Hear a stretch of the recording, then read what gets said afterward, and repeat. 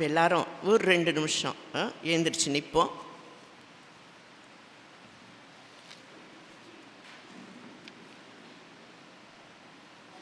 நம்மளுடைய கண்களை மூடுவோம். ஏன்னா எண்ணங்கள் சிதறி போகக்கூடாது. நம்ம யோசிக்கிற நேரம், ஏன்னா இயேசு கிறிஸ்துவுக்கு முன்னால் வந்து நிற்கிறோம்னாக்கா வெறுமையான பாத்திரமாக நிற்கக்கூடாது, யோசிக்கிறவர்களாக இருக்கணும். ஏன்னா அவர் பேசும் தெய்வம். ஆமென், அல்லேலூயா. அப்போது யோசிப்போம். இப்போ நான் உங்களுக்கு சில காரியங்கள் சொல்லிவிட்டு ஜெபம் நான் செய்ய போகிறது கிடையாது. நம்ம எல்லாரும் ஒரு அர்ப்பணிப்பு ஜெபம் செய்ய போகிறோம். ஆமென், அல்லேலூயா. சரி, போவாஸ் உங்களுக்கு எல்லாருக்கும் தெரியும். பழைய ஏற்பாட்டில் ஒரு ஐஸ்வர்யர், நல்ல மனுஷன், அன்பானவர், நற்குணங்கள் எல்லாமே அவர்கிட்ட இருந்தது. அப்போது நம்ம அந்த காலத்தில் ஒரு போவாஸ் இருந்தார். ஒரு ரூத்துக்கு நம்ம எல்லாருக்கும் ஒரு போவாஸ் தேவை இந்த காலகட்டத்தில், இல்லையா? அந்த போவாஸ் வந்து இயேசு கிறிஸ்து தான் இந்த புதிய ஏற்பாட்டு காலத்தில், சரிங்களா? அப்போ அந்த போவாஸ் வந்து ஏன் நமக்கு தேவையாக இருக்குது, அவ்வளோவா தேவையாக இருக்குது இந்த காலகட்டத்தில்? நீங்கள் இந்த காலையில் வந்திருக்கிறீங்க, நானும் இந்த காலையில் வந்திருக்கிறேன். ஏன்னா நமக்கு எல்லாருக்கும், ஆணும் சரி பெண்ணும் சரி, தலை சாய்க்கிறதுக்கு ஒரு தோல் வேணும். ஆமென், இல்லையா? நம்ம எல்லாரும் வந்து சில சமயம் களைப்பு அடைஞ்சிடுறோம்.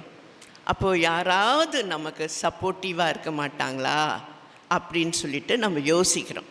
யோசித்தது உண்மையா? ஆமென், அல்லேலூயா. அப்போ பாருங்கள், நீங்கள் கண்களை மூடி இப்போது உங்களையே ஆராய்ஞ்சு பாருங்கள். இப்போது நம்ம வாழ்கிற வாழ்க்கையில் சில சமயம் கணவன் மனைவியை புரிஞ்சிக்கிறது இல்லை, மனைவி கணவனை புரிஞ்சிக்கிறது இல்லை சில சமயம்.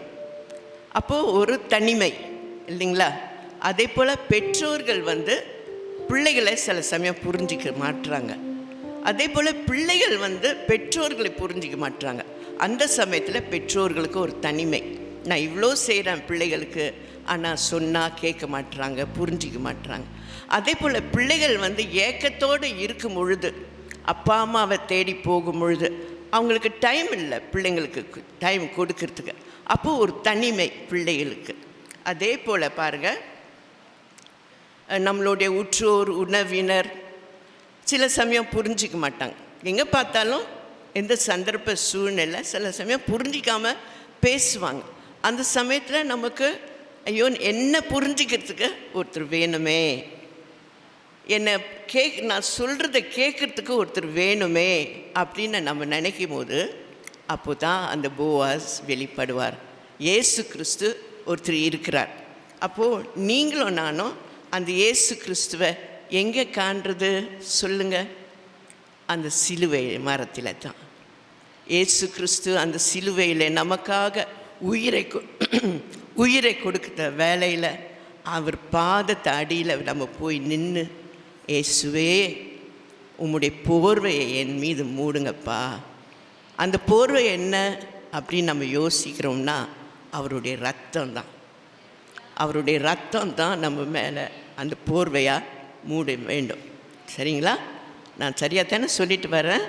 சரி, அப்போது அந்த போர்வையினால் என்னை மூடுங்க அப்படின்னு நம்ம கேட்கும்போது, அந்த போர்வையில் வந்து என்ன இருக்குது? சாதாரண ரத்தம் மாத்திரம் ஊற்றிட்டாருன்னு நம்ம நினைக்கக்கூடாதுங்க. எப்படி அன்றைக்கு போவாஸ் வந்து ரூத்துக்கிட்ட உன்னுடைய போர்வையை கொடு, நான் நிறையா நிரப்புறேன், ஒன்று தானியங்கள் கொடுக்குறேன், நீ எடுத்துகிட்டு போ உங்கள் வீட்டுக்கு அப்படின்னு சொன்னது போல் இயேசு கிறிஸ்து அவருடைய ரத்தத்தை நம்ம மேலே ஊற்றும் போது அவர் வந்து வெறுமையாக அந்த ரத்தத்தை ஊற்றல. நீங்களும் நானும் இன்றைக்கி நல்லா உணர்ந்து நம்ம அதை சுதந்திரத்துக்கொள்ளணும். என்னன்னா அவருடைய இரத்தத்தோடு நமக்கு அவருடைய பரிசுத்தத்தை குடிக்கிறார். ஆமென், அல்லேலூயா. எவ்வளோ விலை மதிக்க முடியாத பரிசுத்தங்க. என்னுடைய பரிசுத்தம் இல்லை, அவருடைய பரிசுத்தம் என்னை அந்த இரத்தத்தோடு இலவசமாக கொடுக்குறாருங்க. அந்த பரிசுத்தத்தோடு என்ன ஊற்றுறாரு பார்த்தீங்களா? அன்பை ஊற்றுறார். அன்பு, ஏன்னா நம்மளுக்கு அன்பு செலுத்த தெரியாது. மாமிச அன்பு தான் நம்மளுக்கு. ஆனால் அவரோட அன்பு ஊற்றும் போது அந்த பரலோகத்தின் அன்பு நம்மளை நிரப்ப வேணும்னு சொல்லிட்டு நம்ம அதை கேட்கணும், அதை வாங்கி கொள்ளணும். சரிங்களா? அந்த அன்பு, அந்த சந்தோஷம் கொடுக்குறார், சமாதானத்தை கொடுக்குறார். எல்லாத்துக்கும் மேலாக அந்த இரத்தத்தோடு பிணைக்கப்பட்டு அவருடைய சரீரம் பிக்கப்பட்டுச்சு பார்த்தீங்களா, அந்த வார்த்தைகளை கொடுக்குறார். அந்த வார்த்தை தான் இந்த வார்த்தை. சாதாரண வார்த்தை இல்லைங்க, இயேசு கிறிஸ்துவோடைய இரத்தத்தினால் பிணைக்கப்பட்ட வார்த்தை, விலை மதிக்க முடியாத வார்த்தையை நம்மளுக்கு கொடுக்குறார். ஆகையினால இந்த வார்த்தையை நம்ம அத்தனை பேரும் படிக்கவும் தியானிக்கவும் அதை மருந்தாய் உணவாய் உட்கொள்ள நாம் கடமைப்பட்டிருக்கிறோம். அத்தோடு முடிஞ்சு போச்சுன்னு நினைக்காதீங்க. ரூத் அந்த போர்வையை எடுத்துக்கிட்டு வீட்டுக்கு போகிறாங்க. நீ வீட்டுக்கு போ, நான் உனக்கு செய்ய வேண்டியதை நான் செய்வேன்னு சொல்கிறார் போவாஸ். அதே போல் இயேசு கிறிஸ்து நமக்கு அவருடைய இரத்தத்தோடு அந்த போர்வையோட பரிசுத்தம், அன்பு, அந்த வார்த்தைகள், சமாதானம், சந்தோஷத்தை நம்ம பெற்றுக்கொண்டு நம்ம ஒவ்வொருத்தரும் ஆண்டவர் நம்மளுக்கு கொடுத்துருக்கிற இடத்துல நம்ம போய் அதை நம்ம வீட்டில், நம்ம குடும்பத்தில், கொடுக்கப்பட்டிருக்கிற சர்ச்சில் நம்ம அடைக்கலமாக இருந்து தேவனை அவர் என்ன சொல்கிறாரு அதன்படியே நடந்துக்கணும். ரூத் பாருங்க, அந்நிய பெண், அவங்களுக்கு கடவுளை பற்றி ஒன்றுமே தெரியாது. ஆனால் அந்த காத்திருந்த நாட்கள் அவங்க கொஞ்சம் கொஞ்சமாக கற்றுக்கிட்டாங்க. போவாஸோடைய தேவன் யார் என்று கற்றுக்கொண்டாங்க. உத்தமமான மனவாட்டியாய் பிறகு நடந்து கொண்டாங்க. ஆமேன். கரெக்டாக நான் சொல்கிறது? ஆமேன். அதே போல் நீங்களும் நானும் சாதாரண கிறிஸ்தவர்கள் அல்ல.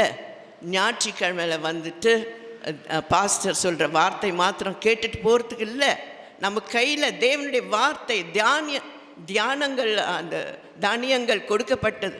அந்த வார்த்தையை நம்ம அப்படி பத்திரமா வச்சு நம்ம தியானித்து அதன்படியே வாழ்த்து, இயேசு கிறிஸ்து நான் திரும்பி வருவேன் என்று சொன்னார். நீ போ, உனக்கு செய்ய வேண்டியதெல்லாம் நான் செய்வேன், நான் திரும்பி உன்னை கூட்டிகிட்டு போவேன். அதுதான் மனவாட்டி. ஆமேன். அப்போது நம்மளுடைய வேலை என்னங்க? தூங்குகிற வேலை கிடையாது. சாப்பிட்டோமா, படுத்தோமா, ஊரை சுற்றினோமா, அந்த வேலை இல்லை. இயேசு கிறிஸ்து என்ன விரும்புகிறாரு, அவர் என்ன சொல்கிறாரு, இன்னைக்கு என்னக்கிட்ட என்ன சொல்கிறாருன்னு சொல்லிட்டு தேவனுடைய வார்த்தையை தியானிக்க நமக்கு கடமைப்பட்டிருக்கிறோம். சரிங்களா? இப்போ நான் உங்களுக்கு விளக்கம் சொல்லிட்டேன். அந்த விளக்கத்தோடு இப்போது நம்ம இருதயத்தில் கையை வைப்போம். நம்ம அனைவரும் அர்ப்பணிப்பு ஜெபம் செய்ய போகிறோம். நம்ம எல்லாரும் கண்ணை மூடுவோம், பார்க்க வேண்டாம்.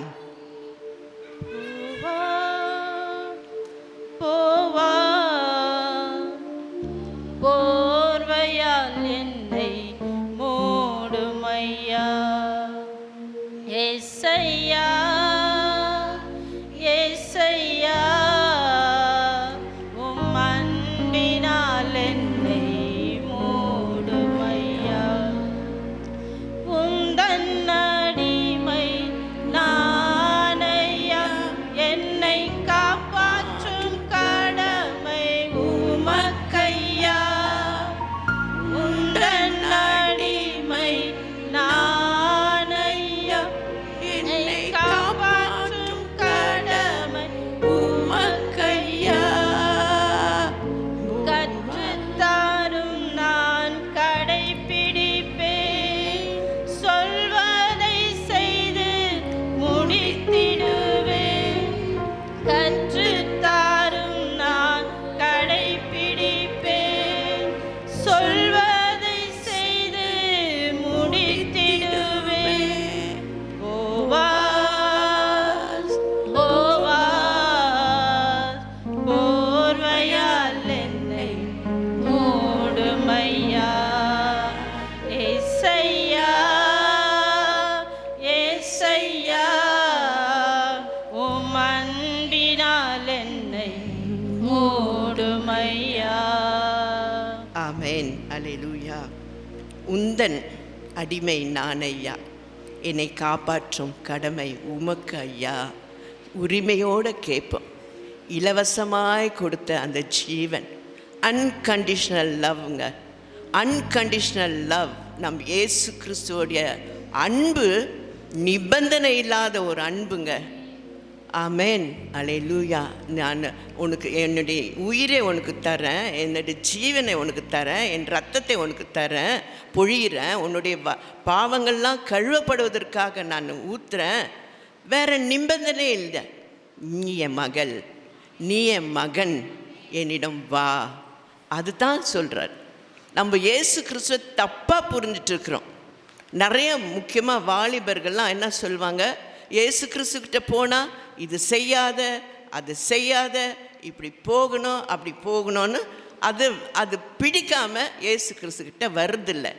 ஆனால் இயேசு கிறிஸ்துவோடைய அன்பு அன்கண்டிஷ்னல் லவ். ஆமேன், அல்லேலூயா. அப்போது அந்த கண்டிஷன் என்ன கண்டிஷன்னாக்கா, அது டிசிப்ளின். இங்கிலீஷில் டிசிப்ளின், அது ஒழுக்கம். நீங்களே யோசிக்க, உங்கள் வீட்டில் நீங்கள் எல்லா ஜாமாவும் எல்லா காரியமும் ஒரு ஒழுக்கத்தோடு தானே வச்சுருக்கிறீங்க, ஒரு ஒழுக்கத்தோடு தானே நடக்கிறீங்க. அப்போது நம்ம வீட்டில், நம்ம குடும்பத்தில் நம்ம ஒரு ஒழுக்கம் கடைப்பிடிக்கிறோம் என்றால் நல்லா இருக்கத்தானுங்களே. நம்ம வீடு நல்லா இருக்கணும், நம்ம குடும்பம் நல்லா இருக்கணும், அதுக்காகத்தான் ஒரு ஒழுக்கம். அந்த ஒழுக்கம் தான் இயேசு கிறிஸ்து நமக்கு சொல்லி கொடுக்குறார். அந்த டிசிப்ளினுக்குள்ளே தான் வாலிபர்களும் சிறு பிள்ளைகளும் பெரியவங்களும் வளர்ந்தவங்களும் வரணும். அப்போ தான் நம்ம நல்லா இருப்போம். நாம் நல்லா இருக்கத்தான் அந்த ஒழுக்கத்தை கற்றுக் கொடுக்கிறார். அவர் நிபந்தனை போடுற தேவன் அல்லவே அல்ல. Unconditional love. ஆமேன், அல்லேலூயா. இது தாங்க நம்ம செய்கிற ஜெபம். கற்றுத்தாரும், நான் கடைப்பிடிப்பேன், சொன்னதை செய்து முடித்திடுவேன். எல்லாரும் ரெடியாக இருக்கிறீங்களா? அவர் கற்றுக் கொடுக்க வந்திருக்கிறார். அவர் சொன்னதை செய்ய நாங்கள் முடித்திடுவோம். ஆமேன், அல்லேலூயா. இயேசு கிறிஸ்து நாமத்திலே ஜெபிக்கிறோம் பிதாவே. ஆமேன். உட்காந்துக்கலாம். இப்போ நாம் தியானிக்க போகிறது என்னன்னு உங்கள்கிட்ட சொல்லிடுறேன். அப்போது நீங்கள் படிப்படியாக ஃபாலோ பண்ணுவீங்க, உங்களுக்கு ஈஸியாக இருக்கும். நாம் முதல் பகுதியாக லூக்கா 15ஆம் அதிகாரம் 3வது உவமை நம்ம தியானிக்க போகிறோம். சரிங்களா? லூக்கா 15ஆம் அதிகாரம் 3வது உவமையை நம்ம தியானிக்க போகிறோம். அது முதல் பகுதி. 2வது பகுதியாக நான் 2 சாட்சிகள் உங்களுக்கு பகிர்ந்துக்கணும்னு விரும்புகிறேன். அந்த 2 சாட்சிகள், ஒன்று மன்னிப்பும் ஒப்புரவாகுதலும். எல்லாமே கோர்வையாக வரும். அந்த லூக்கா 15லையும் நீங்கள் பார்ப்பீங்க, மன்னிப்பு இருக்கிறது, ஒப்புரவாவது இருக்குது. அதே போல் நான் உங்களோட பகிர்ந்து கொள்ள விரும்புகிற சாட்சி, அதுலேயும் மன்னிப்பு ஒப்புரவாதல் இருக்குது. 2வது சாட்சி என்னன்னா, இயேசு கிறிஸ்துடைய சரீரம் அப்படின்னு சொல்லிட்டு கிரைஸ்ட் பாடி, அதை குறித்து ஒரு சாட்சி. சரிங்களா? இப்போ நம்ம லூக்கா எழுதின சுவிசேஷம் 15ஆம் அதிகாரம் ஒரு தடவை படிக்கலாம். சிலர் படிக்க தெரியாமல் இருக்கலாம், படிக்க முடியாமல் இருக்கலாம். அவங்களுக்காக நம்ம ஒரு தடவை படிச்சிடுவோம். யாராவது படிக்கிறீங்களா?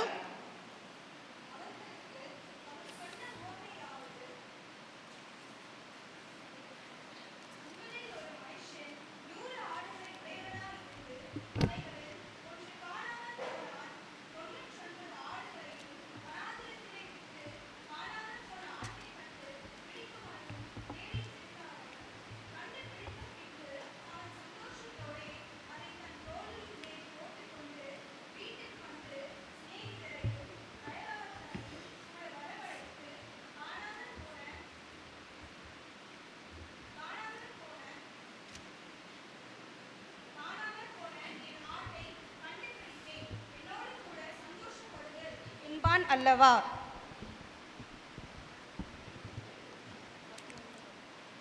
ஆமேன், அல்லேலூயா. சரி, ஒரு தடவை நம்ம வாசிச்சிட்டோம். எவ்வளோ கதாபாத்திரங்கள். இது ஒரு கதை இல்லையா? உவமைனா ஒரு கதையாக சொல்லி நம்மளுக்கு ஒரு சத்தியத்தை புரிய வைக்கிற இயேசு கிறிஸ்து. அப்போது இந்த கதையில் எவ்வளோ பாத்திரங்கள் இருக்கிறாங்கன்னு சொல்லிட்டு நீங்கள் கணக்கு போட்டுங்க. எவ்வளோ பாத்திரங்கள்? தகப்பன் இருக்கிறாரு, பிறகு இளைய குமாரன், மூத்த குமாரன், வேலைக்காரர்கள். அவங்களுக்கும் நமக்கும் இன்றைக்கி என்ன கனெக்ஷன்? நான் ஒரு கதையை படிக்கிறேன், கதையை படிச்சுட்டு போகிறேன், அதுக்கு நம்ம வரல. இயேசு கிறிஸ்து சொல்கிற உவமைக்கு, கதைக்கு நமக்கு ஒரு கனெக்ஷன் இருக்குது, ஒரு ஒரு ஒரு காரியம் இருக்குது. அதை நம்மளை புரிஞ்சுக்கிறதுக்காகத்தான் அதை சொல்லி கொடுக்குறார். நம்ம முயற்சி பண்ணுவோம் புரிஞ்சுக்கிறதுக்கு. சரிங்களா? இப்போது அந்த வசனம் வாசிக்கலாம். முதலாவது வசனம் அந்த 15ல் சகல ஆயக்காரரும் 12வது வசனம். அவர்களில் இளையவன் தகப்பனை நோக்கி, தகப்பனே, ஆஸ்தியில் எனக்கு வரும் பங்கை எனக்கு தர வேண்டும் என்றான். அந்தபடி அவன் அவர்களுக்கு தன் ஆஸ்தியை பங்கிட்டு கொடுத்தான். சரி, இங்கே ஒரு மனுஷனுக்கு 2 பிள்ளைங்க இருக்கிறாங்க. அதில் இளைய குமாரன் அப்பா கிட்ட பாகம் கேட்குறார். ரொம்ப ஃபாஸ்ட்டாக போகுது, பாகம் கேட்குறார். அப்போ தகப்பன் அந்த பாகத்தை 2 மகனுக்கும், அவர் பாருங்கள் எவ்வளோ நீதியான தேவன். இளைய குமாரன் மாத்திரம் கேட்டான், அவன்தான். ஆனால் அவனுக்கு மாத்திரம் கொடுக்காம சரிசமமாக 2 மகனுக்கும் கொடுக்குறார். சரிங்களா? இப்போ பாருங்கள், நீங்கள் யோசித்து பாருங்கள். அவருக்கும் நமக்கும் எப்பொழுதும் ஒப்பிட்டு யோசித்தா, ஏன்னா நம்ம யோசிக்கிறவர்களாக உட்கார்ந்துருக்கணும். தேவனுடைய வார்த்தை நம்ம தியானிக்கும் போது யோசிக்கணும். அப்போ என்ன யோசிக்கலான்னா, அப்பா அந்த என்னுடைய சொத்தில் பங்கு கொடுங்கனாக்கா, முதல் கேள்வி, அந்த சொத்து யாருங்க சம்பாதிச்சா? இளைய குமாரனா அப்பாவா? அப்பா தானே. அப்பா கஷ்டப்பட்டு சம்பாதிச்சு சேர்த்து வச்ச பணம் இளைய குமாரன் எவ்வளோ சுலபமாக கேட்குறான்னு பாருங்கள். எனக்கு பிரித்து கொடுங்க, எனக்கு வேணும் அப்படின்னு சொல்லிட்டு. அப்போது அப்பா திட்டி இருக்கலாமா? உரிமை இருக்குது. ஏண்டா நீ உழைச்சியா? நான் சம்பாரித்த பணம், ஏன் நீங்கள் சந்தோஷமாக இல்லையா? என் கூட நீ இருக்கக்கூடாதா? இங்கே இருக்கக்கூடாதா? நீ உழைக்கக்கூடாதான்னு கேட்கலாம்ல, உரிமை இருக்குதுல்ல. ஆனாலுமே அவர் வாய் திறக்கலை. அப்புறம் அந்த சொத்தை பிரித்து கொடுத்துட்டு பாருங்கள், அப்பாவுடைய குணாதிசயத்தை பாருங்கள். இப்போதே அவர் பொறுமை, அன்பு, சார்ந்த குணமாக எல்லாமே செய்கிறார். சரிங்களா? அப்போ அந்த இளைய குமாரன் செய்கிற காரியத்தை நம்ம தொடர்ந்து வாசிக்கலாம். 13. சில நாளைக்கு பின்பு இளைய மகன் எல்லாவற்றையும் சேர்த்து கொண்டு தூர தேசத்துக்கு புறப்பட்டு போய் அங்கே துன்மார்க்கமாய் ஜீவனம் பண்ணி தன் ஆஸ்தியை அழித்து போட்டான். ஆமாம். ஓகே. இப்போ அந்த தம்பி, அந்த இளையகுமாரன் எல்லாமே பிளான் பண்ணியிருக்கணும் அநேகமாக, இல்லைங்களா? கொஞ்ச நாள்லேயே அவர் அந்த ஆஸ்தியெல்லாம் எடுத்துக்கிட்டு தூரமான தேசம், இஸ்ரவேல்லையே கிடையாது, இஸ்ரவேலை தாண்டி வேறு தேசத்துக்கு போகிறார். போய், ஏன்னா யாரும் அவரை தொந்தரவு பண்ணக்கூடாது. இப்போ நீங்கள் யோசிங்க, இந்த காலகட்டத்தில் முக்கியமாக வாலிபர்கள்லாம் எப்படி இருக்கிறாங்க நீங்கள் யோசிங்க. சர்ச்சிலையும் சரி, உங்களுடைய பிள்ளைகள், வெளியில் நம்ம பார்க்குறோம் பிள்ளைகள், அநேக வாலிபர்கள் நம்ம ரோட்டில் பார்க்குறோம். அப்பா அம்மா எங்கே போனாங்க, எங்கே காண போனாங்க? அவங்க இஷ்டத்துக்கு தான் போகிறாங்க வராங்க. ஏதாவது ஒரு வேலைக்கு போகிறாங்களா? இல்லை. நேரக்கட்ட நேரத்தில் ரோட்டில் பார்க்குறோம் அவங்கள. அப்போது அது என்ன யோசிக்காமல் இருக்கிறாங்கனாக்கா, தேவன் எனக்கு கொடுத்த ஆசீர்வாதங்களே மறந்தவர்களாக போகிறாங்க. என்ன ஆசீர்வாதங்கள்? ஆரோக்கியம், பலம், உற்சாகம், இதெல்லாம் தேவன் கொடுத்த ஆசீர்வாதங்கள்ங்க. ஏன்னா ஆக்சிடெண்ட் நடக்குதுன்னு வச்சிங்க, அல்லது ஒரு நோய் வருதுன்னு வச்சிங்க, ஊனமாக போயிட்டா அந்த வாலிபன் என்ன செய்வான்? புரியுதுங்களா? அப்போ அந்த வாலிபர்கள் இந்த காலகட்டத்தில் என்ன நினைக்கிறாங்க? என்னை கட்டுப்படுத்தாத, நான் ஃப்ரீ, என்னை ஃப்ரீயாக விடு. அப்படித்தான் வாலிபர்கள் இந்த காலகட்டத்தில் சொல்கிறாங்க. சரிங்களா? அப்படி இருந்தும் அந்த அப்பா அந்த சொத்தை பிரித்து கொடுக்குறார். அப்போ என்ன நடக்குது? 14, 15, 16 நம்ம எல்லாவற்றையும் அவன் செலவழித்த பின்பு அந்த தேசத்திலே கொடிய பஞ்சம் உண்டாயிற்று. அப்பொழுது அவன் குறைவுபடத் தொடங்கி அந்த தேசத்து குடிகளில் ஒருவனிடத்தில் போய் ஒட்டி கொண்டான். அந்த குடியானவன் அவனை தன் வயல்களில் பன்றிகளை மேய்க்கும்படி அனுப்பினான். அப்பொழுது பன்றிகள் தின்கிற தவிட்டினாலே தன் வயிற்றை நிரப்ப ஆசையாயிருந்தான். ஒருவனும் அதை அவனுக்கு கொடுக்கவில்லை. ஆமென், அல்லேலூயா. அவன் பணக்காரன், அதாவது அவங்க அப்பா ஜமீன்தார், ஒரு இளவரசன் போல பணக்காரர். அப்போ ஜமீன்தாரோடைய மகன் எவ்வளோ பணம் இருந்திருக்கோம், அவ்வளவும் மூட்டை கட்டிட்டு போயிருக்கான். தனியாவா போயிருப்பான்? நீங்கள் யோசிங்க. ஃப்ரெண்ட்ஸ் அப்படியே ஒட்டிக்குவாங்க, பச்சோந்தி போல் ஒட்டிக்குவாங்க. காசு இருக்கிற வரைக்கும் நல்லா குடித்து வெறிச்சு, அதுதான் இங்கே எழுதியிருக்குது. குடித்து வெறிச்சு துன்மார்க்க ஜீவியம் வாழ்ந்து அவன் எல்லாத்தையும் செலவு செஞ்சிட்டான், யோசிக்காமல் செலவு செஞ்சிட்டான். சரிங்களா? அப்போ என்ன நடக்குதுனாக்கா, வறுமை, பசி. அப்போ எந்த அளவுக்கு அவன் இறங்க வேணும்னு பாருங்கள். எப்படி இறங்கியிருக்கிறான்னா, அந்த அவன் போயிருக்கிற நாடு ரொம்ப தேவனுக்கு பிரியமாக இல்லாத ஒரு நாடு. அங்கே ஏன்னா அங்கே சூதாட்டம் அது எல்லாமே இருக்குது. இன்னொன்று இல்லாமல் அங்கே பன்றிகள் அங்கே சாப்பிட்ற மனுஷர்கள். உங்களுக்கு தெரியும், யூதர்கள் பன்றிகள் சாப்பிட மாட்டாங்க. அப்போது அவன் எவ்வளோ தூரத்துக்கு அவன் இறங்கி ஜீரோக்கு கீழே இறங்கி போயிட்டான்னா, அவன் அந்த பன்றிகளை மேய்க்கிறவனாக ஒரு வேலை கிடைச்சா போதும்னு தான் அவ்வளோ கீழே போயிட்டான். இதுக்கு மேலே இன்னும் கீழே போனான்னா, அந்த பன்றிகள் சாப்பிட்ற தவிடு எனக்கு கொடுத்தா நல்லா இருக்கும் அப்படின்னு யோசிக்க தோக்குனான். சரிங்க, நான் இப்போ பாருங்கள், நம்ம தொடர்ந்து வாசிப்போம். 17, 18, 19 ரொம்ப இன்ட்ரெஸ்டிங்காக இருக்கும். அவனுக்கு புத்தி தெளிந்தபோது. ஆமென், ஆமென். பாருங்க, அப்புறம் தொடரலாமா? நான் சொல்கிறேன். அப்போது அவனுக்கு புத்தி தெளிந்த போது, ஏங்க நான் உங்கள்கிட்ட கேட்குறேன், அது வரைக்கும் புத்தி இல்லையா, அறிவு இல்லையா? வாலிபன் தானே, படிச்சிருப்பான். ஒரு வேளை இந்த காலகட்டத்தில் வாலிபர்கள்லாம் படிச்சிருப்பாங்க. அப்போ அப்பா அம்மா சொல்கிறது, உனக்கு ஒன்றும் தெரியாது, எனக்கு எல்லாம் தெரியும், வாயை மூடு, அதுதானே சொல்கிறாங்க வாலிப பிள்ளைங்க. ஆனால் அங்கே தான் எழுதப்பட்டிருக்குது, அவன் கஷ்டப்படும் போது, உபத்திரவம் படும்போது, அப்போ தான் அவனுடைய புத்தி தெளிது. அவன் புத்தி தெளியும் போது அவனுடைய கண்ணோட்டம் மாறுது. பாருங்க, வாசிமா. என் தகப்பனுடைய கூலிக்காரர் எத்தனையோ பேருக்கு பூர்த்தியான சாப்பாடு இருக்கிறது, நானோ பசியினால் சாகிறேன். நான் எழுந்து என் தகப்பனிடத்திற்கு போய், தகப்பனே, பரத்துக்கு விரோதமாகவும் உமக்கு முன்பாகவும் பாவம் செய்தேன். இனிமேல் உம்முடைய குமாரன் என்று சொல்லப்படுவதற்கு நான் பாத்திரன் அல்ல. உம்முடைய கூலிக்காரரில் ஒருவனாக என்னை வைத்து கொள்ளும் என்பேன் என்று சொல்லி எழுந்து புறப்பட்டு தன் தகப்பனிடத்தில் வந்தான். போதும் போதும். அப்போ பாருங்க, அந்த சமயத்தில் அவன் என்ன யோசிக்கிறான்னா, புத்தி தெளிந்து என்ன யோசிக்கிறான், நான் பாவம் செய்தேன். அப்போ தான் அவன் இதுவரைக்கும் வாழ்ந்த வாழ்க்கை பாவம்னு தெரியுது. பாருங்க, யோசிக்க தோக்குறான், பாவம்னு தெரியுது.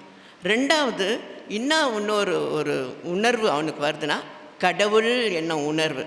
இது வரைக்கும் கடவுள்னு அவன் யோசிக்கல. புரியுதுங்களா? அப்போ பாருங்கள், உபத்திரவம் பட்டது நல்லது, தேவனுடைய பிரமாணங்களை நான் தெரிந்து கொண்டேன். ஆமென். அப்போ அந்த உபத்திரவப்பட்டு அந்த பாவங்கள்லாம் அவன் பாவம் செஞ்சிட்டேன், கடவுளுக்கு விரோதமாக நான் பாவம் செஞ்சுருக்கிறேன், அப்பாவுக்கு விரோதமாக நான் பாவம் செஞ்சுருக்கிறேன்னு நல்லா தனக்குள்ளே நுழைஞ்சு ஒரு உத்தமமான மனம் திரும்புதல் அவனுக்கு ஆண்டவர் கட்டளையிடுகிறார். ஆமென், அல்லேலூயா. இப்போ பாருங்கள், இதுதான் அந்த கண்ணோட்டம். நம்ம தியானிக்க போகிறது அந்த கண்ணோட்டம். முன்னாடி அந்த வீடு, அந்த அப்பா, அந்த சூழ்நிலை அப்போ பிடிக்கலை, வெறுப்பு, நான் போகிறேன் வேறு இடத்துக்கு. இப்போது அந்த அப்பா கிட்ட போகணும், அந்த இடத்துக்கு போகணும். அப்போது இது அது உஸ்தியான இடமா இப்போ தோணுது. அந்த கண்ணோட்டம் மாறுதா மாறலையா யோசிங்க. அப்போ முன்னாடி இருந்த அந்த கண்ணோட்டம் யாருங்க கொடுத்தா? பிசாசு தானே, சாத்தான் தானே. அவன் வந்து எல்லாச்சும் மின்னு காட்டுவான். வாலிபர்கள் ஏன்னா அனுபவம் இல்லாததுனால மயங்கி போயிடுவாங்க, ஏமாந்து போயிடுவாங்க. அப்போது அவங்க வந்து பின்னாடி போயிடுவாங்க. சரிங்களா? அப்போ வந்து அந்த கண்ணோட்டம் மாறும்போது கடவுள் யார் என்று தேடுற ஒரு உணர்வு வருது. அப்பா கிட்ட போகிறோம். இதே தாங்க நம்ம பைபிளில் அந்த கண்ணோட்டம் பிசாஸ் பயங்கரமாக உபயோகிக்கிறான். ஏதாவது ஒரு உதாரணம் சொன்னால், ஏவாளுடைய கண்ணோட்டத்தை மாற்றிட்டான். கரெக்டாக நான் சொல்கிறது? அந்த மரத்தில் ஆண்டாண்டு காலமாக எவ்வளோ ஆயிரக்கணக்கான வருஷம்னாக அந்த கனியை பார்த்துருப்பாங்க ஏவாளும் ஆதாமும். ஒன்றுமே தோணலை அவங்களுக்கு. ஆனால் பிசாஸ் வந்தது, அந்த சர்ப்பம் வந்து அதை பார்க்க வச்சு அந்த கண்ணோட்டத்தை எப்படி மாற்றுறான்? வார்த்தையை சொல்லி மாற்றுறான். வெறும் வார்த்தை தான் சொல்லி மாற்றுறான். உடனே அவங்களுடைய கண்ணோட்டம் அப்படியே மாறுது. ஆமாம், அழகாகத்தான் இருக்குது பார்க்குறதுக்கு, அது வந்து எனக்கு ஆளுகை கொடுக்கும், அப்படிலாம் வந்து அந்த கண்ணோட்டத்தை மாற்றிடுறோம். அப்போ பாருங்கள், இன்னொரு உதாரணம் நான் சொல்கிறேங்க, உங்களுக்கு ரொம்ப பிரயோஜனமாக இருக்கும். இயேசு கிறிஸ்துவே நான் உதாரணமாக சொல்கிறேன். பாருங்கள், ஆதியில் பிதாவிடம் இருக்கும் பொழுதே இயேசு கிறிஸ்து ஒரு காரியத்தை சொன்னார். பிதாவிடம் தகப்பனுடைய இருதயம் நொந்து போய் ஜனங்கள்லாம் வீணாக போகிறாங்க அப்படின்னு சொல்லும்போது இயேசு கிறிஸ்து எபிரேயர் 10:5-6-7 நீங்கள் பைபிள் யார் பக்கத்தில் வச்சுருக்குறாங்க தயவுசெய்து அவங்களுக்கு தெரியுதா? நான் கொஞ்சம் பார்த்து உதவி செய்யுங்க, எல்லாருக்கும் உதவி செய்யுங்க. எபிரேயர் 10:5-6-7. ஆகையால் அவர் உலகத்தில் பிரவேசிக்கும் போது பலியையும் காணிக்கையும் நீர் விரும்பவில்லை, ஒரு சரீரத்தை எனக்கு ஆயத்தம் பண்ணினீர். சர்வாங்க தகன பலியையும் பாவ நிவாரண பலிகளும் உமக்கு பிரியமானதல்ல என்றீர். அப்பொழுது நான், தேவனே, உம்முடைய சித்தத்தின்படி செய்ய இதோ வருகிறேன், புத்தக சுருளில் என்னை குறித்து எழுதியிருக்கிறது என்று சொன்னேன் என்றார். ஆமேன், அல்லேலூயா. அப்பாவுக்கிட்ட இருக்கிறாரு, அப்பாவை கஷ்டப்படுறத பார்க்குறாரு. அப்பா மேலே இணைப்பிரியாத அன்பு, அந்த தியாகம், அதாவது அது தன்னையே அர்ப்பணிக்கிறார். நான் போகிறேன், உங்களுக்கு பலி வேணான்னு சொல்கிறீங்க, நான் போகிறேன், எனக்கு ஒரு சரீரத்தை நீங்கள் ஆயத்தப்படுத்தி கொடுக்குறீங்க அப்படின்னு சொல்லிட்டு பூமிக்கு இறங்கிட்டார். நான் என்ன சொல்ல வரேன்னாக்கா, நீங்களும் நானும் ரட்சிக்கப்பட்ட ஆரம்பத்தில் எப்படி இருந்தோம்? இயேசு கிறிஸ்துக்கிட்ட கிட்டத்தானே இருந்தோம். அப்போ நம்ம என்ன சொன்னோம், என்னென்னலாம் தீர்மானங்கள் எடுத்தோம் யோசிங்க. இப்போ நம்ம யோசிக்க வேறு நேரத்தில் இருக்கிறோம். நம்ம ரட்சிக்கப்படும் பொழுது இயேசு கிறிஸ்து ஒருத்தவங்களை நம்மக்கிட்ட சொல்லும் போது நம்ம வாழ்க்கையில் ஒரு அற்புதம் நடக்கும் பொழுது, நான் இதுவரைக்கும் வணங்கின கடவுள் பொய்யானது, இயேசு கிறிஸ்து தான் உண்மையானவர், அவருடைய வார்த்தை தான் சத்தியம் சொல்லிட்டு நம்ம வந்து உற்சாகத்தோடு மிகுந்த பலத்தோடு இயேசு கிறிஸ்துக்காகத்தான் வாழணும், இயேசு கிறிஸ்துக்காகத்தான் நான் உழைப்பேன் அப்படின்னு நாங்கள் தீர்மானம் எடுக்கிறோம்.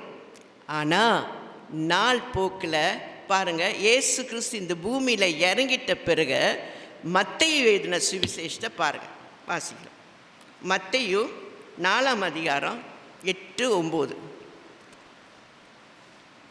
மறுபடியும் பிசாசு அவரை மிகவும் உயர்ந்த மலையின் மேல் கொண்டு போய் உலகத்தின் சகல ராஜ்யங்களையும் அவைகளின் மகிமையும் அவருக்கு காண்பித்து, நீ சாஷ்டாங்கமாய் விழுந்து என்னை பணிந்து கொண்டால் இவைகளை எல்லாம் உமக்கு தருவேன் என்று சொன்னான்.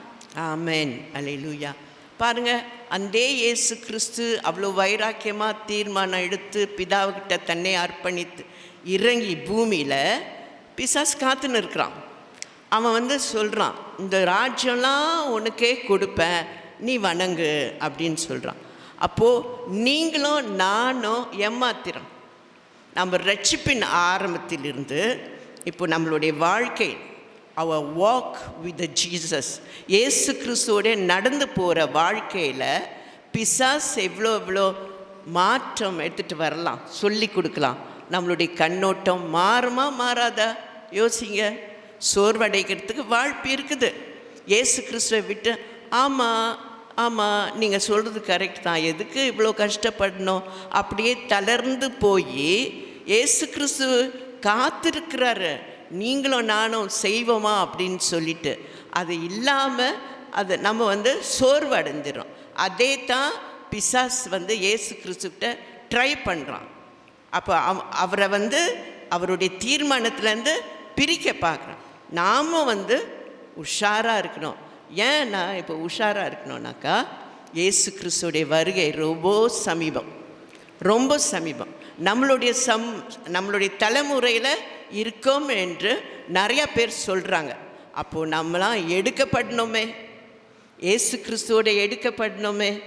அப்போது பரிசுத்தம் எப்படி நம்ம யோசிக்க வேணும். சரிங்களா? இப்போ அடுத்தது நம்ம தேவனுடைய வார்த்தையை நம்ம வாசிக்கணும், நம்ம தியானிக்கணும். அதுதான் ரொம்ப முக்கியம். சரிங்களா? அதிகாலையில் நீங்களும் நானும் எழும்பி அந்த ஒரு குறைஞ்சபட்சம் நீங்கள் இப்போ உங்களையே ஆராய்ஞ்சு பார்த்துங்க. நான் டெய்லி பைபிள் தான் வாசிக்கிறேன் அப்படின்னு நிறைய பேர் சொல்லலாம், நிறைய கிறிஸ்தவர்கள் சொல்லலாம். ஆனால் நீங்கள் எவ்வளோ நேரம் வாசிச்சிங்க, அது ஒரு கேள்வி. நீங்கள் 15 நிமிஷம் 10 நிமிஷம் நான் வாசிச்சுட்டு மூடிட்டேன்னா அடுத்த கேள்வி என்ன வரோம்னாக்கா, இப்போ என்ன வாசித்தீங்க சொல்லுங்கள், ஞாபகம் வராது. கரெக்டாக? நீங்களே உங்களே ஆராய்ஞ்சு பார்த்துங்க. நீங்கள் பைபிளை திறந்து வாசிச்சிட்ட பிறகு மூடுங்க, நான் இப்போ என்ன வாசித்தேன் அப்படின்னு சொல்லிட்டு நீங்களே உங்களை ஆராய்ந்து பார்த்துக்கணும். சரிங்களா? 2வது கட்டம் என்னன்னாக்கா, நீங்கள் வாசிக்கும் பொழுது நீங்கள் இயேசு கிறிஸ்துவ உங்களோட இடைப்படுறதுக்கு டைம் கொடுக்கணும். அப்போ நீங்களும் நானும் இந்த கடைசி நாட்களிலே பைபிள் வாசிக்கும் பொழுது குறைஞ்சபட்சம் அரை மணி நேரம் அல்லது முடிஞ்சால் 1 மணி நேரம் அந்த பைபிள் வாசிக்கிறதுக்கு மாத்திரம் நம்ம கொடுக்கணுங்க. அப்போ தான் டைமே அவருக்கு நம்ம கொடுக்குறோம். அவர் பேசுவார், நம்ம கேட்போம், நம்மளுக்கு புரியும், நம்மளை உறுதிப்படுத்துவார், நம்ம இடறி போகிறதுக்கு விட மாட்டார். அவ்வளோ கெட்ட காரியங்கள் இந்த காலகட்டத்தில் நடக்குது. ஆமென், அல்லேலூயா. சரி, 20, 21, 22, 23 வாசிக்கலாம். வசனங்கள் 20, 21, 22, 23. உடனே அவர்கள் வலைகளை விட்டு அவருக்கு பின் சென்றார்கள். அவர் அவ்விடம் விட்டு போகையில் வேறே 2 சகோதரராகிய செபதேவின் மகன் யாக்கோபும் அவன் சகோதரன் யோவானும் தங்கள் தகப்பன் செபதேவினுடைய படவிலிருந்து தங்கள் வலைகளை பழுது பார்த்து கொண்டிருந்த போது அவர்களை கண்டு அவர்களையும் அழைத்தார். உடனே அவர்கள் படவையும் தங்கள் தகப்பனையும் விட்டு அவருக்கு பின் சென்றார்கள். பின்பு இயேசுகள் 20, 21, 22, 23 வாசிச்சுட்டுங்களா? பின்பு இயேசு கலிலேயா எங்கும் சுற்றி நடந்து அவர்களுடைய ஜெப ஆலயங்களில் உபதேசித்து ராஜ்யத்தின் சுவிசேஷத்தை பிரசங்கித்து ஜனங்களுக்கு உண்டாயிருந்த சகல லூக்கா 15 அந்த கதையில் இருக்கிறோம், அந்த உவமையில் இருக்கிறோம். எபிரேயரில் இல்லை, மத்தேயுவிலும் இல்லை. சாரி, என்னை மன்னிச்சுக்குங்க, நான் திருத்துகிறேன். லூக்கா 15 20 23 வரைக்கும். எழுந்து புறப்பட்டு தன் தகப்பனிடத்தில் வந்தான். அவன் தூரத்தில் வரும்போதே அவனுடைய தகப்பன் அவனை கண்டு மனதுருகி ஓடி அவன் கழுத்தை கட்டி கொண்டு அவனை முத்தம் செய்தான். குமாரன் தகப்பனை நோக்கி, தகப்பனே, பரத்துக்கு விரோதமாகவும் உமக்கு முன்பாகவும் பாவம் செய்தேன். இனிமேல் உம்முடைய குமாரன் என்று சொல்லப்படுவதற்கு நான் பாத்திரன் அல்ல என்று சொன்னான். அப்பொழுது தகப்பன் தன் ஊழியக்காரரை நோக்கி, நீங்கள் உயர்ந்த வஸ்திரத்தை கொண்டு வந்து இவனுக்கு உடுத்தி இவன் கைக்கு மோதிரத்தையும் கால்களுக்கு பாதரட்சைகளையும் போடுங்கள். கொழுத்த ஆற்றை கொண்டு வந்து அடியுங்கள், நாம் புசித்து சந்தோஷமாய் இருப்போம். ஆமென், அல்லேலூயா. சரி, இங்கே மகன் திரும்பி வரான். ரொம்ப முக்கியமான நேரம். அவர் வரும்பொழுது யார் பார்க்குறார்? அது ரொம்ப ஆச்சரியமான காரியம். அப்பா தான் பார்க்குறார். நான் உங்கள்கிட்ட ஒரு கேள்வி கேட்குறேன், யோசிங்க. தோட்டத்தில் வழியில் வேலை செய்யக்கூடியவர்கள் யார்? வேலைக்காரர் தானே தோட்டத்தில் இருப்பாங்க, வழியில் இருப்பாங்க, நிலத்தில் இருப்பாங்க. அப்போது மகன் வந்து தூரத்துலேருந்து வரார். யார் பாப்பா? முதல்ல வேலைக்காரர் தான் பார்த்துருக்கணும். அல்லது மூத்த மகனும் வேலை செய்ய போயிருக்கிறார் வயலில், அவராவது பார்த்துருக்கணும். ஆனால் தகப்பன் தான் பார்க்குறார். அவருடைய கண்ணுக்கு தான் தெரியுது. ஏன்னு சொல்லுங்கள்? அவர் எதிர்பார்ப்போட இருந்திருக்கிறார். வேலைக்காருக்கு எதிர்பார்ப்பு இல்லை, மூத்த குமாரனுக்கு எதிர்பார்ப்பு இல்லை. அப்போது நீங்களும் நானும் நம்ம ஜெபம் செய்யும்பொழுது ஒரு எதிர்பார்ப்போட தான் இயேசு கிறிஸ்துக்கிட்ட வரணும். எதிர்பார்ப்பு இருந்தால் தான் அவர் நிறைவேற்றுவார். விசுவாசம் இருந்தால் தான் அவர் நிறைவேற்றுவார். அது எவ்வளோ நாள் எடுக்குதோ பரவாயில்லை, அது வேணும். எதிர்பார்ப்போட தேவனுக்கிட்ட நம்ம வரணும், அணுகணும். சரிங்களா? அப்போ வந்து மகன் வந்து முக்கியமான ஒரு வேலை செய்கிறாரு, மன்னிப்பு கேட்குறார். மன்னிப்பு கேட்கும் பொழுது தான் அப்பா வந்து என்ன சொல்கிறாரு? சரி, வஸ்திரம் எடுத்துகிட்டு வாங்க, மோதிரம் எடுத்துகிட்டு வாங்க, கொழுத்த கன்றை வந்து அடித்து சாப்பாடு செய்வோம் சொல்லிட்டு சொல்கிறார். சரிங்களா?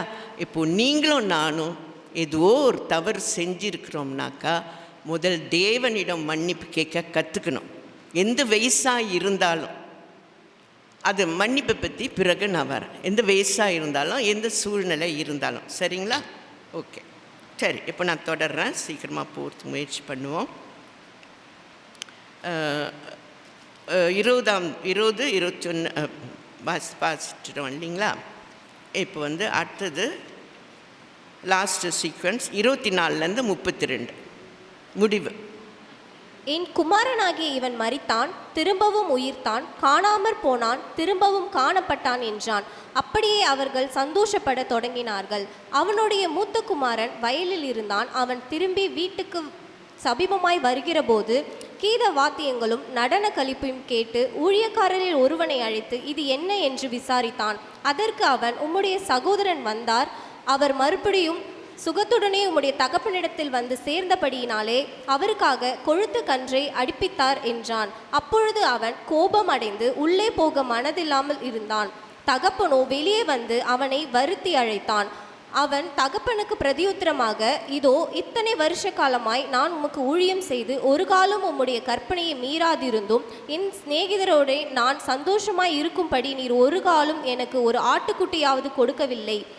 வேசிகளிடத்தில் உம்முடைய ஆஸ்தியை அழித்து போட்ட உம்முடைய குமாரனாகிய இவன் வந்தவுடனே கொழுத்த கன்றை இவனுக்காக அடிப்பித்தீரே என்றான். அதற்கு தகப்பன், மகனே, நீ எப்பொழுது என்னோடு இருக்கிறாய்? எனக்குள்ளதெல்லாம் உன்னுடையதாய் இருக்கிறது. உன் சகோதரனாகிய இவனோ மரித்தான், திரும்பவும் உயிர்த்தான், காணாமற் போனான், திரும்பவும் காணப்பட்டான். ஆனபடியினாலே நான் சந்தோஷப்பட்டு மகிழ்ச்சியாய் இருக்க வேண்டுமே என்று சொன்னான் என்றார்.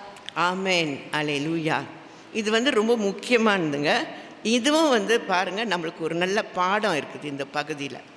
தகப்பன் என்ன சொல்கிறாரு? என் வேலைக்கார்ட்ட சொல்கிறார், என் குமாரனாகிய இவன் மரித்தான், திரும்பவும் உயிர்த்தான். பாருங்கள், ஒரு மகத்துவமான ஒரு காரியத்தை சொல்கிறார். உண்மையாக அப்போது வேலைக்காரெலாம் யோசிக்கலாம்ல, எங்கே செத்து போனார்? தான் வராருல்ல, எதுக்கு மரித்தான் மறுபடியும் உயிர்ப்பித்தான் அப்படி தானே அப்பாலாம் சொல்லின்னுக்கிறாரு. இவர் வந்து வராரு, அழகாக வராரு. அப்போ அவங்களுக்கு புரியணும் அப்பா எந்த அர்த்தத்தில் சொல்கிறாருன்னு. ஆனால் அவங்க வந்து முக்கியத்துவம் கொடுக்கல அப்பா சொன்ன வார்த்தைக்கு. அவன் காணா போயிட்டான், மறுபடியும் கண்டுபிடிச்சி வந்தாச்சு. யாரும் போய் தேடலை, அவனே வந்தார். இயேசு கிறிஸ்துவே கூட்டிகிட்டு வந்தார் அப்பா கிட்ட. சரிங்களா? நான் ஒரு சிறிய ஒரு உதாரணம் சொல்கிறேன், பாருங்களேன். தயவுசெய்து கவனமாக கேளுங்க. உண்மையாக நடந்த ஒரு சம்பவம். தூத்துக்குடியில் ஒரு ஊழியக்காரர், நீங்கள் கேள்விப்பட்டிருப்பீங்க, அவர் பேர் கார்த்திக் கமாலியல், கேள்விப்பட்டிருப்பீங்க. இப்போ ஒரு பெரிய சர்ச்சுக்கு பாஸ்டராக இருக்கிறார். அவர் சொன்ன சாட்சி நான் உங்கள்கிட்ட சொல்கிறேன், பகிர்ந்துக்கிறேன். கார்த்திக் கமாலியல் வந்து ரட்சிக்கப்படுறதுக்கு முன்னாடி ரொம்ப குடிப்பாராம், சாராயம் குடிப்பார். ஆனால் அவர்கிட்ட ஒரு நல்ல குணம் என்னன்னாங்க, அவங்க அம்மாக்கிட்ட சொல்லிட்டு போவாராம், அம்மா நான் பாருக்கு போகிறேன் அப்படின்னு சொல்லிட்டு. அப்போ அவங்க அம்மா வந்து சீக்கிரம் திரும்பி வந்திருப்பா அப்படி தான் சொல்லுவாங்களாம். ஏன்டா போய் குடிக்கிற, ஏன்டா வீணா உடம்பு ஆகிற, நான் சமைச்சு போடுற சாப்பாடு உனக்கு பத்தலையா, கோபப்பட்டு பேசலாம். ஆனால் அந்த தாய் என்ன சொல்லியிருக்கிறாங்க, சீக்கிரமாக வந்திருப்பா அப்படின்னு சொல்லி ஒவ்வொரு நாளும் அனுப்புவாங்க. டெய்லி குடிக்க போவாராம்.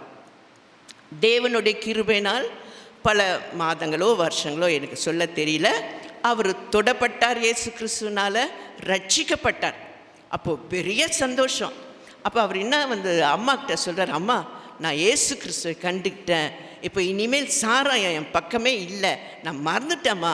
அப்போ வந்து கார்த்திக் கமாலியல் அம்மாக்கிட்ட கேட்டாங்களாம், ஏம்மா நான் அப்போது சாராயம் தானே குடிக்க போகிறேன்னு உங்கள்கிட்ட சொல்லிட்டு போனேன், நீ ஏன் என்னை தடை பண்ணல அப்படின்னு கேட்டாராம்.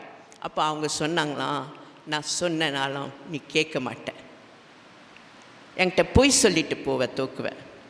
புரியுதுங்களா? அப்போது அவங்க சொன்னாங்க, நீ பொய் சொல்லுவ, என்கிட்ட என்னை ஏமாற்றிட்டு போவ, அதனால் நான் உன்னை தடை பண்ணலப்பா. ஆனால் எனக்கு தெரிஞ்ச ஒரு வழி, நீ வீட்டை விட்டு தாண்டி போன உடனே நான் முழங்கால் போடுவேன், முழங்கால் போட்டு நீ அந்த பாரில் அந்த திரும்பி வர வரைக்கும் நான் ஜெபிச்சுக்கிட்டே இருப்பேன். பாருங்கள், அந்த தாயோடைய பாசம், அந்த தாய் அன்பு பாருங்கள். மகனை வந்து நியாயம் தீர்க்கலை. இப்போ உங்களுக்கு புரியும் ஏன் ஆரம்பத்தில் மகன் சொத்து பிரிச்சுக்கிட்டு போகும்பொழுது வேலைக்காரர்கிட்ட குறை சொல்லியிருக்கலாம். பாருங்கள், இப்படி வளர்த்தேன், இப்படி போனேன், இப்படி சொத்து பிரிச்சுக்கிட்டு போயிட்டானே. மூத்த மகன்கிட்ட சொல்லியிருக்கலாம், பாருடா உன் தம்பி இப்படி செஞ்சிட்டான், சொல்கிறதுக்கு நியாயம் இருக்குது. ஆனால் அவர் சொல்லலை. ஏன்னா பிறகு நீங்கள் பார்ப்பீங்க, இப்போ பார்ப்பீங்க வேலைக்காரோடைய கண்ணோட்டம் எப்படி, மூத்த மகனுடைய கண்ணோட்டம் எப்படி. அதனால் அவர் சொல்லலை, ஜெபம் செஞ்சார், மகனுக்காக ஜெபம் செஞ்சார். அப்போது நீங்களும் நானும் இனி நம்ம வாழ்க்கையில், நம்ம குடும்பத்தில், நம்மளுடைய ரோட்டு ஜனங்க, உற்றோர் உறவினர், சர்ச்சில் ஏதாவது ஒரு கேடு நீங்கள் பார்க்குறீங்கன்னா குறை சொல்வீங்களா? குறை சொல்வோமா? குறை சொல்லக்கூடாது. அது மனசில் நிறுத்தி நம்ம கண்ணீரோடு ஜெபிக்கணும், கண்ணீரோடு ஜெபிக்கணும். யாருக்கிட்டையும் ஒரு குறை சொல்லாமல் கண்ணீரோடு ஜெபிக்கணும். அந்த அப்பா செஞ்சது போல் இயேசு கிறிஸ்து எப்போ காரியங்களை திருப்பினமோ அவர் திருப்பிடுவார். ஏன்னா சபை வேணும் அவருக்கு. அவர் திரும்பி வரும்பொழுது வெறும் கையோடு போகக்கூடாது, கோடிக்கணக்காக எடுத்துகிட்டு போகணும் அவர். ஆமென். நம்ம எல்லாரும் எடுக்கப்படணும். அதனால் நீங்களும் நானும் ஒருவருக்கொருவர் ஜெபிக்கத்தான் கடமைப்பட்டிருக்கிறோம். இப்போ நீங்கள் பாருங்கள், மூத்த குமாரன் என்ன சொல்கிறாருன்னு வாசிக்கலாம். முதல்ல பாருங்கள், 27வது வசனத்தில், 26வது வசனத்தில் வந்து மூத்த குமாரன் கேட்குறாரு, என்ன நடக்குது, பாட்டு கச்சேரிலாம் இருக்குது. ஏன்னா காலையில் போயிட்டாரு, அப்பா ஒன்றுமே சொல்லலை, ஒரு ஃபங்க்ஷன் இருக்குது, ஒன்றுமே சொல்லலை.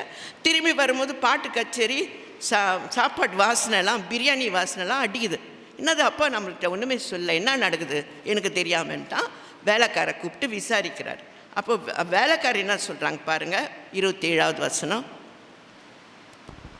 அதற்கு அவன், உம்முடைய சகோதரன் வந்தார், அவர் மறுபடியும் சுதத்துடனே உம்முடைய தகப்பனிடத்தில் வந்து சேர்ந்தபடியினாலே அவருக்காக கொழுத்த கன்றை அடுப்பித்தார் என்றான். பாருங்க, போதும்.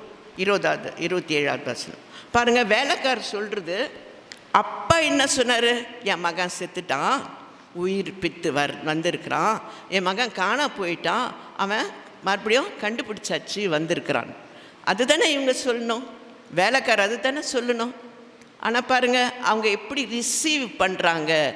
இப்போது நீங்களும் நானும் யோசிக்கணும், தேவனுடைய வார்த்தையை நாம் எப்படி பெற்றுக்கொள்கிறோம், எப்படி புரிஞ்சிக்கொள்கிறோம், அவருடைய இருதயத்தை நாம் புரிஞ்சிக்கொள்கிறோமா, அவர் வார்த்தையின்படி நாம் புரிஞ்சுக்கிட்டு நடக்கிறோமா, நம்ம யோசிக்கணும்.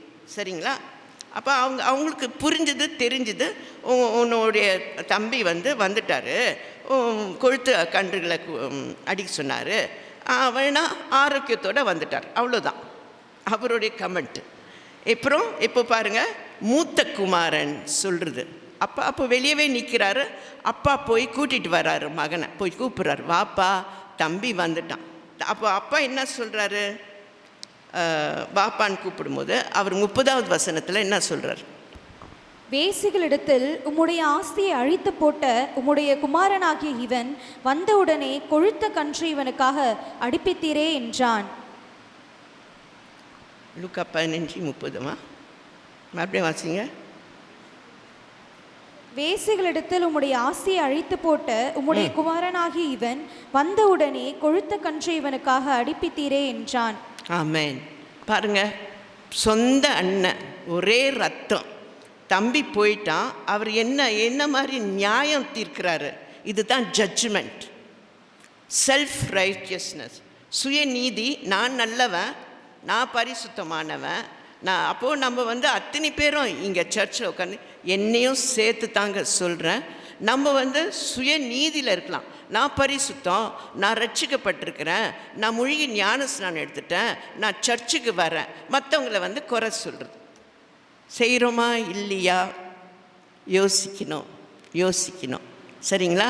அதே தான் மூத்த மகன். எப்பொழுதும் சதா நேரம் அப்பா கூடயே வருஷம் கணக்காக இருக்கிறவன். அவன் அப்பாவுடைய இருதயத்தை புரிஞ்சிக்கலங்க. அப்போது என்ன கோபம் வருது பாருங்கள். அப்போது இங்கே நம்ம உட்கார்ந்திருக்கிற அனைவருக்கு, ஒரு சிலருக்கு கோபம் வருதா? உங்கள் குடும்பத்தில் நடக்கிற காரியங்களை பார்த்து கோபம் வருதா? சர்ச்சில் நடக்கிற காரியங்களை பார்த்து கோபம் வருதா? கேட்குறேன். அப்போது நம்ம என்ன செய்யணும்னா ஜெபிக்கணும். மாற்றுங்கப்பா, மாற்றுங்க. உருண்டு பிறண்டு கண்ணீரோடு ஜெபிக்கணும்.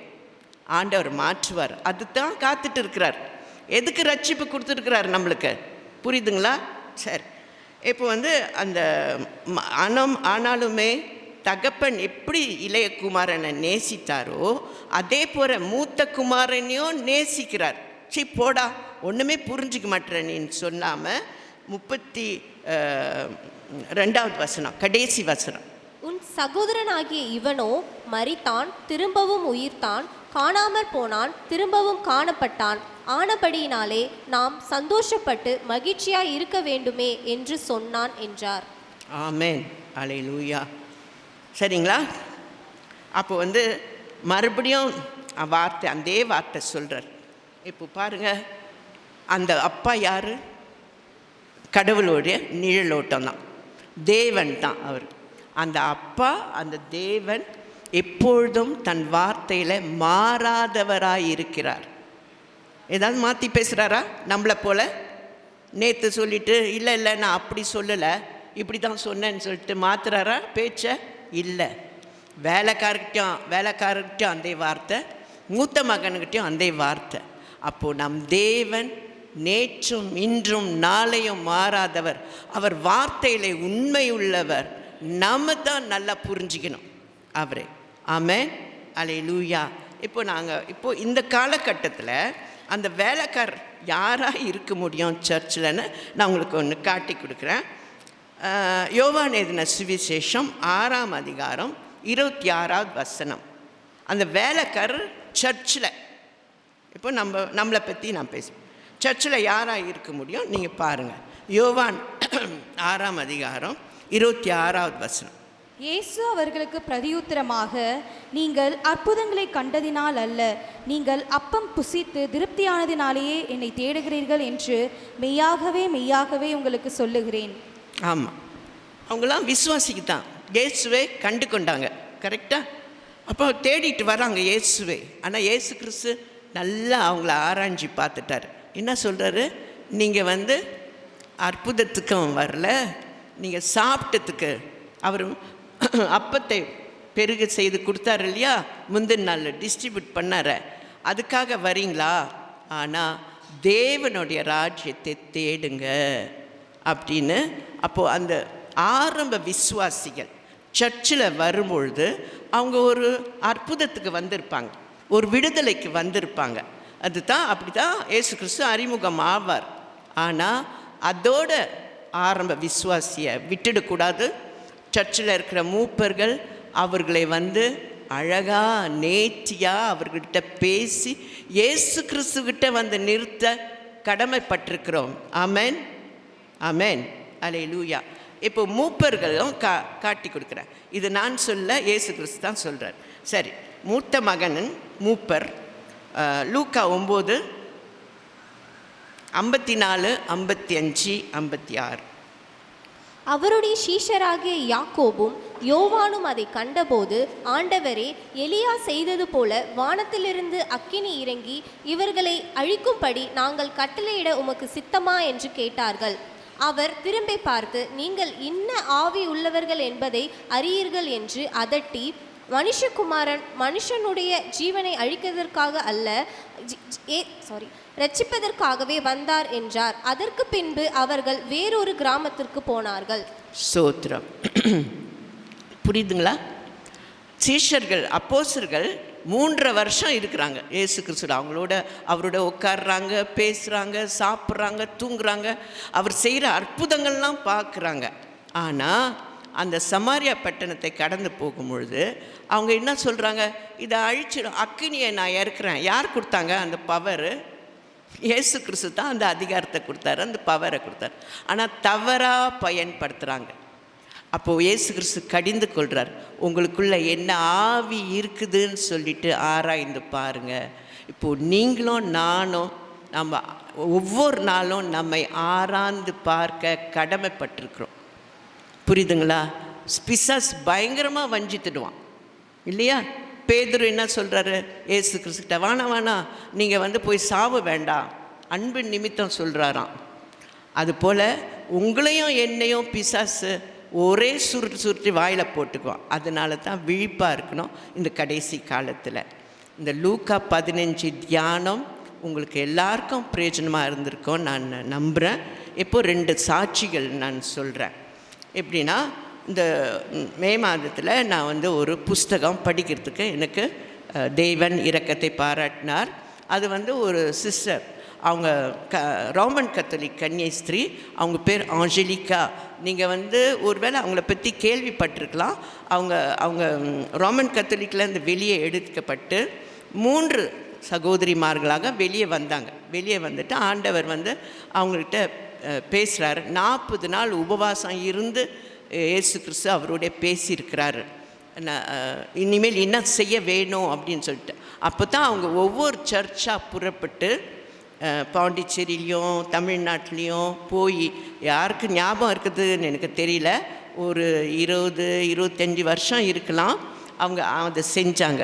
எல்லா சர்ச்லேயும் பேசினாங்க. இந்த மாதிரி ஆண்டவர் உணர்த்தினார். அப்போவே எழுப்புதலுக்காக உழைச்சவங்க. இப்போது அவங்க சென்னையில் இருக்கிறாங்க. அவங்க ஒரு புஸ்தகத்தை எழுதினாங்க. அந்த புஸ்தகத்தை எனக்கு ஒரு சிஸ்டர் கொடுத்து நீங்கள் படிங்க அப்படின்னு சொல்லிட்டு, அந்த புஸ்தகத்தை நான் படிக்கும்போது ப்ரிஃபெஸ்ன்னு சொல்லுவாங்க, முன்னுரை அப்படின்னு சொல்லுவாங்க. முன்னுரையே நான் படிக்கும்பொழுது அவங்க என்ன எழுதியிருந்தாங்க, ஒரு நாள் ஜெபம் செஞ்சிட்ருக்கும்போது அவங்க சாட்சியை சொல்கிறாங்க. ஒரு நாள் ஜெபம் செஞ்சிட்டு இருக்கும்போது பரிசுத்த ஆவியானவர் அவங்களோட இடைப்பட்டாராம். அப்போது அவர் கேட்டாராம், இன்னாரே நீ மன்னிச்சிட்டியா அப்படின்னு கேட்டார். அப்போ அவங்க சொன்னாங்களாம், ஆமாம் ஆண்டவரே நான் மன்னிச்சிட்டேன் அப்படின்னு சொல்லிட்டு. அப்போது பரிசுத்த ஆவியானவர் உடனே கேட்டாராம், நீ மன்னிச்சிட்டியா அல்லது உன் வாழ்க்கையிலேருந்து ஓரம் கட்டிட்டியா? வித்தியாசம் புரியுதுங்களா? உன் வாழ்க்கையிலேருந்து ஓரம் கட்டிட்டியா அல்லாட்டினா மன்னிச்சிட்டியா உண்மையாக உன் உள்ளத்தை ஆழத்தில் இருந்து? அப்போ அவங்களுக்கு மூஞ்சில் அடித்தா போல் ஆயிடுச்சு. அப்போ நின்று ஆமாம், அப்போது அவர் யோசிக்க வைக்கிறார் இல்லையா? அப்போ ஆமாம் ஆண்டவரே, மனசில் குறுகுறுன்னு தான் இருக்குது, ஆனால் அப்போ நான் அவங்கள ஓரம் கட்டிட்டேன். என்ன அர்த்தம்னா, நம்ம சொல்கிறது கேட்க மாட்டுறாங்க, அவங்க போகிற போக்கு நம்மளுக்கு ஒத்து வரல, சரி நம்மளுக்கு ஏன் வீண் வம்பு, அவங்கள இனிமேல் சந்திக்க வேண்டாம், அவங்க ஒரு பக்கம் போகட்டும், நான் என் வழியை நான் தொடர்றேன் அப்படின்னு நிறைய பேர் இங்கே உட்காந்துட்டு இருக்கிறீங்களா? எவ்வளோ பேரும் அவங்க வாழ்க்கையில் நீங்கள் ஓரம் கட்டியிருக்கிறீங்க. ஆனால் இயேசு கிறிஸ்து, நான் அதை படிக்கும்போது என் உள்ளத்தில் பரிசுத்த ஆவியானவர் கிரியேட் செய்தார். அப்போ நான் சொன்னேன், ஆமாம் ஆண்டவரே, நானும் தான் நிறைய பேரை ஓரம் கட்டியிருக்கிறேன் என் வாழ்க்கையிலேருந்து, வம்பு வேணான்னு சொல்லிட்டு. அப்போது அப்படியே ஜெபிக்கும் போது, ஆண்டவரே நான் யார் யார்கிட்ட மன்னிப்பு கேட்கணும் நீங்கள் விரும்புகிறீங்க அப்படின்னு சொல்லும்போது ஒரு 5-6 குடும்பங்கள் எனக்கு சொன்னார். நீ இவங்களுக்கிட்டலாம் போய் இப்போது நீங்களும் நானும் இருக்கிறோங்க. இப்போ நான் சொல்கிறேன் மன்னிப்பு கேட்கணும்னு சொல்லிட்டு, நீங்கள் என்ன தெரியுமா என்கிட்ட சொல்லுவீங்க? அவங்க தான் என்னை திட்டினாங்க, அவங்க தான் எனக்கு துரோகம் பண்ணாங்க, நானாக போய் மன்னிப்பு கேட்குறது? சரிங்களா? அப்போ இயேசு கிறிஸ்து அந்த பாக பிரிவினை ஒரு பகுதி உங்களுக்கு தெரியுதுல்ல, சுவிசேஷத்தை பற்றி சொல்லுவார். நீங்கள் காணிக்கை போடும்பொழுது உங்கள் சகோதரனோட உங்கள் உற்றோர் உறவினரோட ஏதாவது பிரச்சனை இருந்துச்சுன்னா காணிக்கை போடாதீங்க, நீங்கள் போய் ஒப்புரவாகிட்டு வாங்க. அப்போது அந்த சமயத்தில் இயேசு கிறிஸ்து சொல்லலையே அவன் தப்பு செஞ்சான் இவன் தப்பு செஞ்சான் சொல்லலையே, நீ போய் ஒப்புரவாகிட்டு வா. அப்போ இயேசு கிறிஸ்து என்ன சொல்கிறாருன்னா, விரும்புகிறாருன்னா, கிறிஸ்தவர்கள் நீங்கள் என்னை தரித்து இருக்கிறீங்க, உங்கள் வாழ்க்கையில் எந்த கோபமும் வேண்டாம், எந்த கசப்பும் வேண்டாம், எந்த குறை சொல்கிறதும் வேண்டாம், எந்த நியாயம் தீர்க்கிறதும் வேண்டாம். புரியுதாங்க? இது தாங்க கடைசி காலத்தில். இதுவே நீங்கள் யோசிங்க, நான் வெறுமையாக நான் பேசலை, இது கடைசி காலத்தின் செய்தி தான். ஏன்னா அப்படி நம்ம மனசில் அந்த மாதிரி குறுகுறுன்னு ஒரு எரிச்சல், ஒரு கோபம் நிமித்து இப்படி பேசிட்டாங்களே, நான் இவ்வளோ செஞ்சேன்னு, இப்படி நடந்துக்கிட்டாங்களே, இப்படி நான் உழைச்சேன்னு அப்படி ஒரு சிந்தனை வரலாம். அப்போ அது நிமித்தம் நம்ம மனசில் ஒரு கசப்பு வரும். அந்த கசப்பு நிமித்தம் நம்ம மற்றவங்களோட உட்காந்து குறை பேசுவோம். கரெக்டாங்க நான் சொல்கிறது? இது 3ம் பாவம், இது 3மே பாவம். அப்போ நீங்களும் நானும் அந்த மாதிரி ஒரு மனநிலையில் இருக்கிறோம் என்றால் நல்லா புரிஞ்சுக்கிங்க, நம்மளுடைய ஜெபம் இந்த கூரையை எட்டாது. அப்போ நாமே எழுப்புதலுக்கு தடையாக இருக்கிறோங்க. அப்போ நான் சொன்னேன், ஆண்டவரே நான் நிச்சயம். அப்புறம் ஆஞ்சலிகா சிஸ்டர் என்ன சொன்னாங்கன்னா, நீங்கள் மன்னிக்கலைன்னா அந்த பேர் வழி, மன்னிக்காத பேர் வழியை நீங்கள் ஒரு ஜெயிலில் ஒரு கட்டுக்குள்ளே போடுறீங்க, அது நிமித்தம் பிசாஸ் அவங்களுடைய வாழ்க்கையில் நுழையிறதுக்கு நீங்களே காரணமாக ஆயிடுறீங்க அப்படின்னு ஆஞ்சலிகா சொல்லும்போது எனக்கு ஒரு வெளிப்பாட்டாக இருந்துச்சு. 3வது காரியம் என்ன சொன்னாங்கன்னா, நீங்கள் மன்னிக்கலைன்னா, நீங்கள் ஒப்புரவு ஆகலைன்னா நீங்களே ஒரு கட்டுக்குள்ளே நீங்களே போட்டுக்கிறீங்க. அப்போ பாருங்கள் எவ்வளோ பேர் ஜெயிலில் இருக்கிறோன்னு. அப்போது நம்ம ஜெயிலில் போடும்போது ஜெயிலில் பார்த்துக்கிறவன் யார்? பிசாசு தான். நுழைஞ்சிடுவான் நம்ம வாழ்க்கையில், நுழைஞ்சிடுவான் சர்ச்சில். அப்போ நான் யோசித்தேன், ஆண்டவரே நான் ஜெபம் செஞ்சேன், ஆண்டவரே என்னால் அந்த மன்னிக்க முடியாத தன்மையினால் ஐயோ அடுத்தவங்க ஒரு கட்டுக்குள்ளே இருக்கக்கூடாது, நான் ஓடி போய் மன்னிப்பு கேட்டுறேன், கௌரவம்லாம் பார்க்க மாட்டேன் அப்படின்னு சொல்லிட்டு போய் நான் மன்னிப்பு கேட்டேன். யார் யார் எந்தெந்த குடும்பத்தினரோட ஆண்டவர் மன்னிப்பு கேட்க சொன்னாரோ அவங்கள்ட்ட நான் மன்னிப்பு கேட்டேன். 2வது சாட்சி ஒரு முடிச்சிட்டாங்க. இன்னும் 5 நிமிஷத்தில் உங்களுடைய பொறுமையை நான் பாராட்டுறேன். பாஸ்டர் எனக்கு 1 மணி நேரம் கொடுத்தாரு, நான் 1 மணி நேரத்தில் முடிச்சிட்டேங்க. அப்போ 7 வருஷம் ஒரு 8 அப்படி இருக்கோம் வருஷங்கள் இருக்கோம்.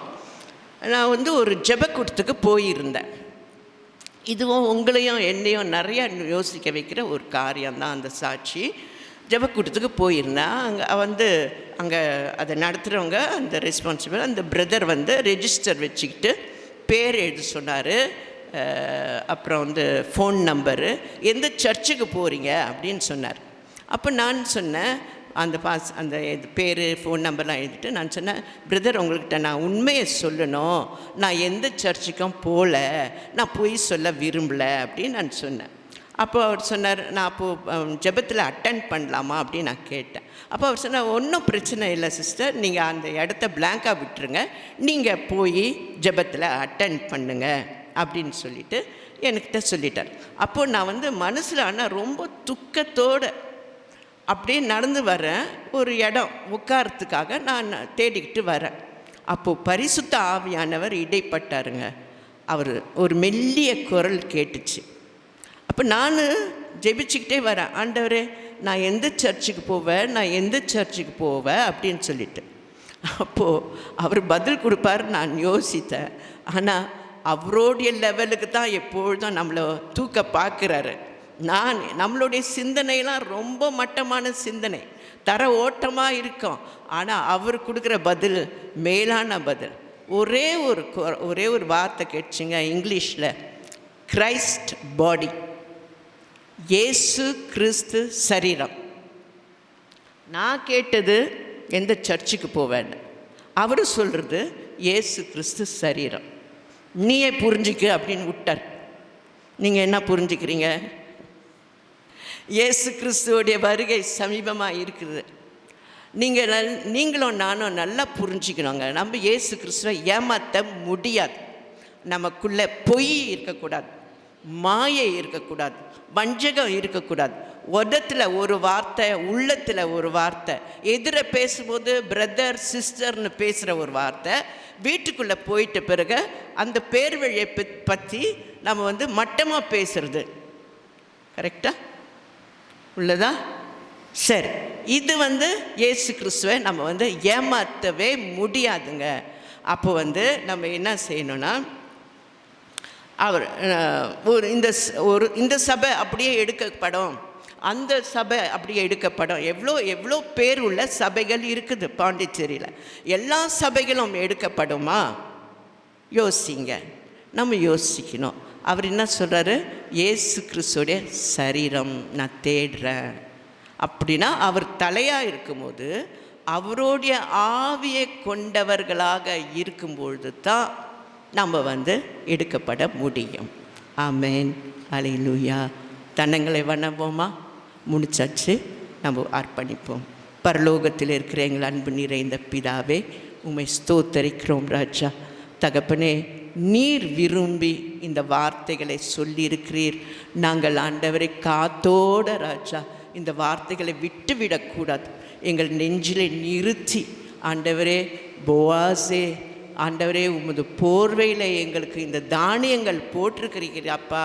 இந்த நாட்டில் நாங்கள் திரும்பி வீட்டுக்கு போய் ஒவ்வொரு வார்த்தையும் நாங்கள் தியானிக்கணும் ஆண்டவரே, நாங்கள் யோசிக்கணும் ராஜா. இந்த காலகட்டத்தில் என்னுடைய பங்கு என்ன? நான் பரிசுத்தமாக இருக்கிறேனா? எனக்குள்ளே மாயை இருக்குதா? எனக்குள்ளே கோழைத்தனம் இருக்குதா? நான் மனுஷனுக்கு அடிமையாக இருக்கிறேனா அல்லது இயேசு கிறிஸ்துக்கு அடிமையாக இருக்கிறேனா என்று ஆராய்ந்து பார்க்க எங்களுக்கு கிருபை தாங்க.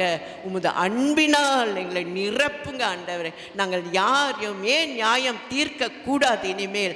அதே சமயத்தில் யாருடைய பாவத்துக்கும் நாங்கள் உடந்தையாக போகக்கூடாது தகப்பனே. ஆண்டவரே, எல்லோருக்கும் ஜெபிக்கின்ற ஒரு தாய் உள்ளம், தகப்பன் உள்ளம் எங்களுக்கு தாங்கப்பா. உமது அன்பினால் எங்களை நிரப்புங்க. நாங்கள் செய்த பாவங்களை தயவாய் மன்னிக்க வேண்டும் என்று கெஞ்சி கேட்கிறோம் ராஜா. உமக்கே ராஜ்யமும் வல்லமையும் மகிமையும் என்றென்றைக்கும் உரியது. இயேசு கிறிஸ்து நாமத்திலே ஜெபிக்கிறோம் அன்பு நிறைந்த பிதாவே. ஆமென், ஆமென்.